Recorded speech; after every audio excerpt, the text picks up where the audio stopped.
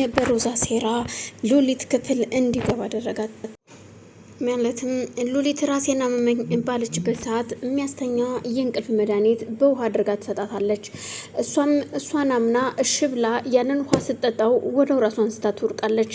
እናም ማስተካከላ ካስተኛቻት በኋላ የሂዋን ወንድም ደግሞ ለሷ እየደወለ እንዴት ነው ምን ላይ ደረሽ እያላት ነበር። እሷም የሱን መልእክት እየተከታተለች ሴራቸውን መስራትና እሱን ማዋረድ ስለነበረ ህልማቸው ይሄው አሁን እየመጣ ነው፣ አሁን ደርሷል፣ በሩን ክፈችለት ሲላት አይ ራሱ ከፍቶ ይግባ። እናም እሷም በዛች መቅሰፍት ሂዋን ሰክራ ባንቴሮ ይዟት እንዲመጣ ታደርጋለች። ባንቴሮ አልሰከረም፣ ሂዋን ግን ራሷን ስታሰክራለች። እሱም ደግሞ የሰከረው ዴብም ስላያቸው ሁለቱ አንድ ላይ ሆኖ ስላየ ነበረ። ማለትም ሩዝ ባንቴሮና ሂዋን አንድ ላይ ሲሆኑ በቅናት ነበር የጠጣው።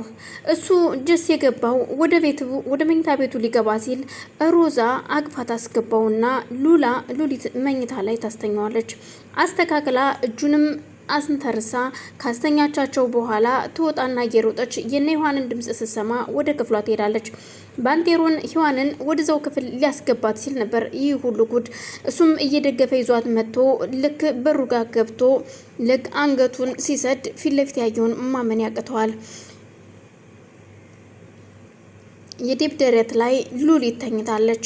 ሁለቱም ራሳቸውን ስተው ተኝተዋል። እሱ ግን በድንጋጤ ሂዋንን ማይታ ስለነበረ እሷን ተከትሎ ወደ ውጭ ይወጣል።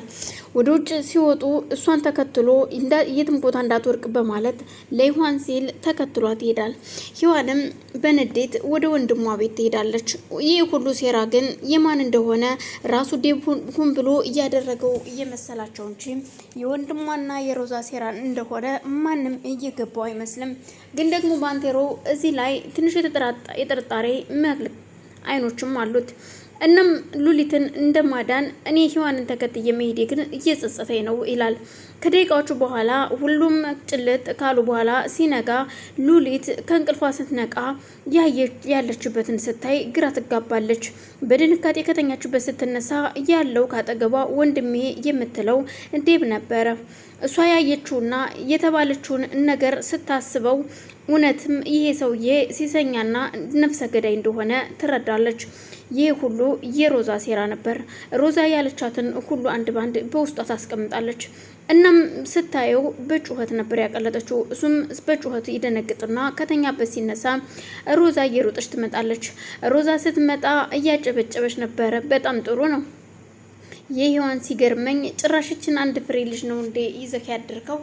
አንተ ሲሰኛ እንኳንም በጠራራ ፀሐይ ሲሰኛ መሆንህ ታወቀልህ በማለት ዴብን ለማዋረድ ትሞክራለች። ይኸውልሽ ሮዛ ዝም በይ፣ አፍሽን አትክፈች፣ ምንም የተፈጠረ ነገር የለም በማለት ቢያስተባብላትም ሮዛ ግን እኔ መሰማት አለብኝ በሚለው ድምጿን ከፍ አድርጋ መጮህ ጀመረች። በዛን መሀል ነበር እሷም አንገቷን ደፍታ ስታለቅስ እሱም አይዞሽ ሉሊት ምንም የተፈጠረ ነገር የለም እኮ በማለት ሲያባብላት እቤንን ቆሻሻ እጅህን አንሳልኝ ስትለው ግራ ይጋባና ደንግጦ እጁን ያነሳላታል። አሁን ውጣልኝ፣ ከዚህ ክፍል ውጣልኝ፣ ማየት አልፈልግም ስትለው እሱም ተነስቶ ይወጣል። ጫማውን ይዞ ነበር እየተንደረደረ የወጣው። እሷም ነገሮችን የሚያባብስ ዴብን የሚያስጠላና ስለ ዴብ መጥፎ ነገር እዛው ቁማ ትነግራታለች። በዛች መቅሰፍት እሷም ያንን ነገር እሺ ትልና ታገናዝብና በቃ አንቺም አሁን ትተሽኝ ሂጂ፣ በቃ ውጭልኝ፣ ራሴን ላዳምጥ ነበር ያለቻት። እሷም ትታት ትሄዳለች። ከደቂቃዎች በኋላ ሮዛም ስኬት ስለተሳካላት ሀሳቧ ለሂዋን ወንድም ትደውልለትና ያሰብኩት ሁሉ ተሳክቶልኛል፣ ይኸው ሂዋንም ባይኗ አይታለች፣ ስለዚህ ምን የተለየ ነገር አለ ብለህ ታስባለህ ስትለው አይ ምንም የተለየ ነገር የለም፣ ሁሉንም ነገር ደርሼበታለሁ። አዎ እህቴም ቁጭ ብላ ስታለቅስ ነው ያደረችው። ብቻ ግን ይኸውልሽ በዚህ መልኩ ካልሆነ በፍጹም ዴብን ማሸነፍ አንችልም። አሁን በዚሁ ትቀጥያለሽ፣ አንቺም እያንዳንዱ እርምጃ ትሄጃለሽ። ዴብን የሆነ ቁማር ውስጥ እንከተዋለን። ከዛም በኋላ አንቺ ዋናዋ ተዋነኝ ትወኝና የከፍታ ማማ ላይ ትቀመጫለሽ ይላታል። በጣም ጥሩ እሺ፣ ግን እኮ እስኪ ለማንኛውም እያዋን እያድርን እናወራበታለን በማለት ስልኳን ትዘጋለች። ሂዋን ከወንድሟ ጋር ሻይ ቤት ቁጭ ብላ የምታስበው ስለ ዴብ ነበር። የዴብ መባለጉ ሳይሆን ይችን አንድ ፍሬ ልጅ ይዞ ማደሩ እጅግ በጣም ከንክኖኛል በማለት እናደዳለች። አንቺ ይኸው እሱ ነግሬሻለሁኝ እኮ በአይንሽ ስላየሽ ግን ለወደፊቱ ትምህርት ይሆንሻል እህቴ፣ ግን አይዞሽ ምንም እንዳታስቢ በማለት እህቱን ሲያጽናናት፣ እሷም ወንድም ያንተ ካለህ ምንም አልሆንም፣ ያችን ልጅ ግን መፈለግ አለብኝ በማለት ወደነ ዴብ ቤት ትሄዳለች። ወደነ ዴብ ጋር ስትሄድ በአጋጣሚ ዴብም እዛው በር ላይ ታገኘዋለች። ልክ ከፍቶ ሊገባ ሲል እና ስትል ትጠራውና አቤት ምንድን ነው?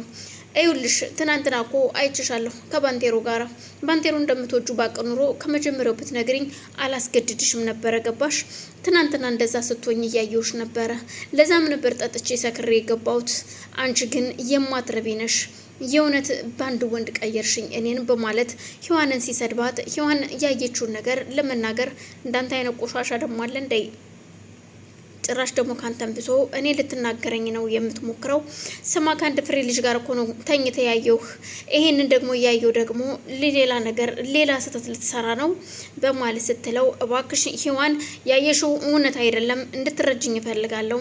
ምንም እየተፈጠረ ነገር የለም በማለት ሊያስረዳት ቢሞክርም ከአይኔ ውጭ ሌላ ምኑን የምታስረዳኝ ይሆናል ነበር ያለችው። በዛን ሰዓት እሱም እንግዲህ ከፈለግሽ እንደዛ አንተ ለነገሩ በጩኸትና በስድብ ነው ሮዛንም እንደዛ ብለህ የላካት ለዛ ነበረ። ከዛ እኔን አሁን ደግሞ ይችን አንድ ፍሬ ልጅ በማለት አንተ የማትረባ ቆሻሻና ባለጌ ሰው ነህ ብላ ተፍታበት ትሄዳለች። ዴብ በጣም ይናደዳል። ሁሉም ነገር